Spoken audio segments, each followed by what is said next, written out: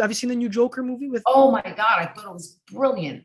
I sat in the theater and the lights went on, and I sat there. I had to collect myself because it affected me so deeply. Yeah, And you saw the writing in that was just incredible. And his acting made you just love him, when he that's what I'm lived with his saying. Yeah. mother. They wouldn't give him his drugs, and there started the real downfall. She said, "We can't be, the system is broken. We can't give you the drugs anymore." And he's like, "But I need it. I'm doing so good on it." Yeah. And you got this broken character saying, "I don't want to be broken. Help me." And the system fails him.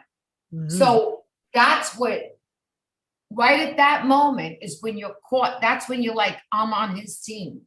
Yeah. I'm on his team." He's going to go out and shoot somebody on TV. He's going to do a lot of bad things.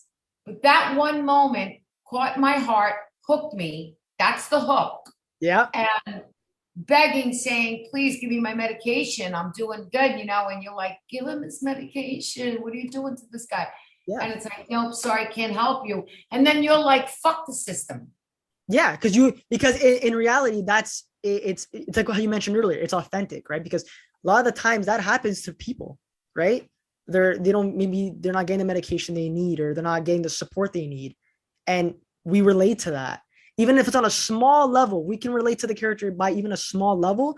Yeah, We there's feel, always something in there. We've all been broken. We've all felt neglected at one yeah, point, for whatever reason, on whatever level that neglect may be. It could be extreme, or it could be a little bit that affected us. We've all been hurt.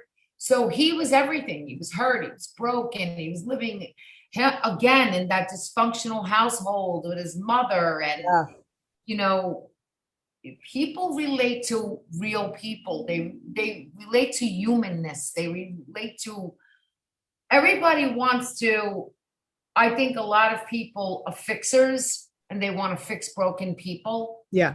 When you watch him, you want him to be fixed. Like, we all want him to be fixed. So we take the ride with him, and we're on his team, even though it's violent. I didn't care for the end when they made it like the end that, they were making him like this god at the end when he brought, and it's like they're gonna Mm. have an uprising Yes. against Okay.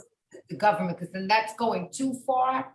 Yeah, but the But thing is, but the thing is, we don't know if it's real or not. Remember at the end when he I think he killed someone in the psych ward or something like that, and he's walking away. There's blood on the. yeah, So we don't know. We don't know what's real or what's not, because remember the girlfriend wasn't even real. He was imagining all that. yeah, So I think maybe his subconscious wants to believe that there was that uprising, and maybe it wasn't true. We'll never really know.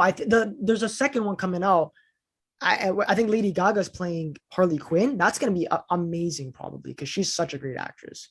I love Gaga. I know Gaga. She's great. She's She's a great. good human being. She's really a good girl. Yeah. Um, but the loneliness factor in that movie, um, it doesn't matter how popular you are, or if you have 100, people in your family, brothers, sisters, mother, father. You can have all that.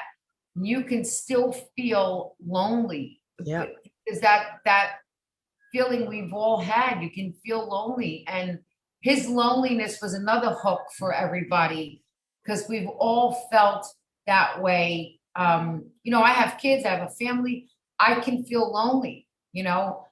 I've felt lonely in my life, and you go, "Why am I lonely?" I have everybody around me, people who love me. I'm not like this person, but it's just a human thing that is part of our DNA, all of us, that I think it comes with the $1 million question, which I've had this discussion of, why are we here and what is our life's purpose? And if we Yes. don't know that, that brings such a loneliness and such a sadness, because if you're not living your purpose, you're almost like, "Oh, I don't know what I'm doing. What am I doing here? Like, what am I supposed to be doing?" Like, it can't just be 9 to 5. It can't just be ordinary life. What else is there?